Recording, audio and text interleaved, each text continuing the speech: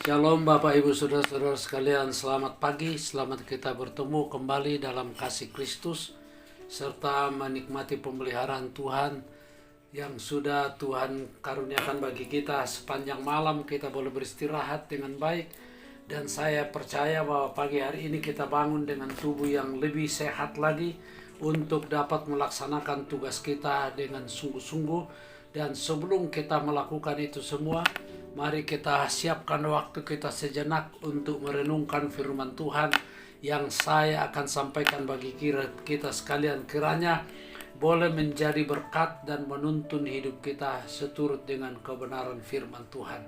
Sebelumnya kita berdoa.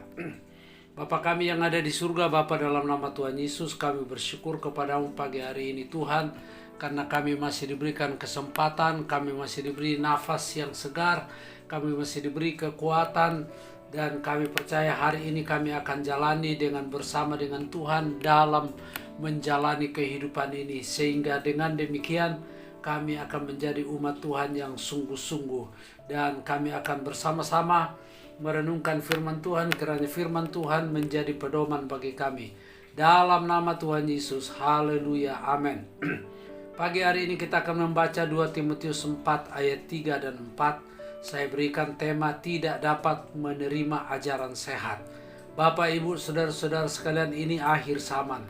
Dan ini adalah saat-saat di mana manusia orang-orang Kristen mulai merasa mungkin muak atau merasa bosan terhadap ajaran firman yang benar, sehingga mereka akan mencari, dikatakan dalam ayat ini nanti, mereka akan mencari guru-guru palsu sekedar untuk menyenangkan keinginan telinga mereka. Mari kita baca 2 Timotius pasal 4 ayat 3 dan 4. Karena akan datang waktunya orang tidak dapat lagi menerima ajaran sehat, tetapi mereka akan mengumpulkan guru-guru palsu untuk memuaskan keinginan telinganya. Nah, ini dia. Jadi ajaran sehat orang tidak suka, firman yang sungguh-sungguh, apalagi kalau firman yang menegur perbuatan dosa dan lain sebagainya. Mereka pikir, wah ini nggak bagus, ini nggak enak didengar. Nah, mereka harus mencari guru-guru palsu yang mengikuti keinginan telinganya. Ayat yang keempat mengatakan mereka akan mereka akan memalingkan telinganya dari kebenaran dan membukanya bagi dongeng. Nah, saudara-saudara, ini fakta sekarang. Jadi kalau kita berkhotbah melalui hanya firman Tuhan, orang berpikir, waduh, terlalu keras. Tetapi kalau diikuti dengan dongeng-dongeng nenek tua, nah ini baru mereka bilang, oh ini yang baik. Dengarkan penjelasannya. Sepanjang sejarah gereja selalu ada orang yang tidak mau mengasihi ajaran sehat. Namun ketika akhir zaman makin dekat, keadaan akan makin parah. Hati-hati. Ini akhir zaman dan keadaan itu akan semakin parah. Yang pertama, orang tidak dapat menerima ajaran sehat. Banyak orang akan mengaku dirinya Kristen, berkumpul di gereja, tampaknya menghormati Allah, tetapi tidak akan menerima iman yang asli untuk memisahkan diri dari ketidakadilan. Masih banyak orang yang Kristen melayani Tuhan tapi tidak adil, dan saudara-saudara munafik dan lain sebagainya. Ini yang terjadi. Makanya di dalam surat Kolose pasal 3 ayat 5 dan 6, karena itu matikanlah dalam dirimu segala sesuatu yang duniawi, yang sifatnya duniawi. Apa itu? Percabulan, kenajisan, hawa nafsu, yaitu nafsu yang jahat, dan juga keserakahan yang sama dengan penyembahan berhala. Semuanya itu mendatangkan murka Allah atas orang-orang durhaka.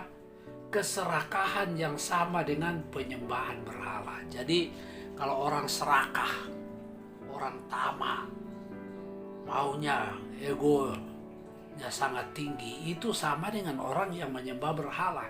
Hal yang kedua, mereka akan memalingkan telinganya dari kebenaran. Jadi kalau kebenaran yaitu firman Tuhan, mereka tidak mau memalingkan telinganya, membelakangi mungkin, menutup telinga.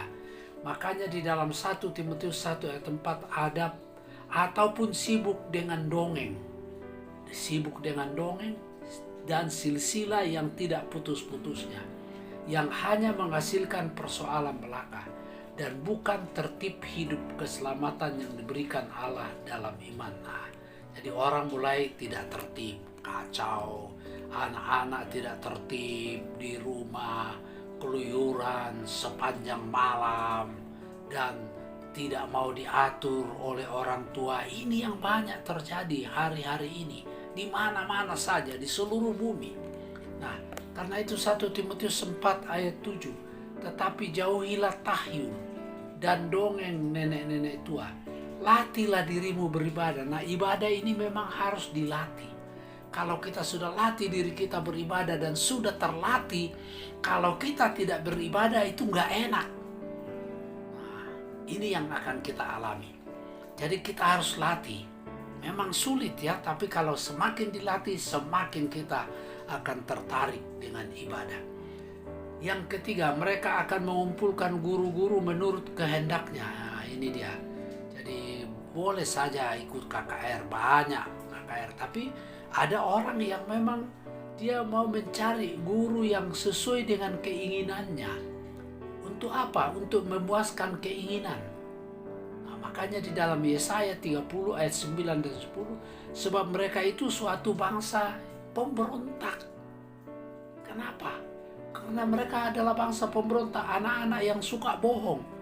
Nah, coba perhatikan orang-orang muda.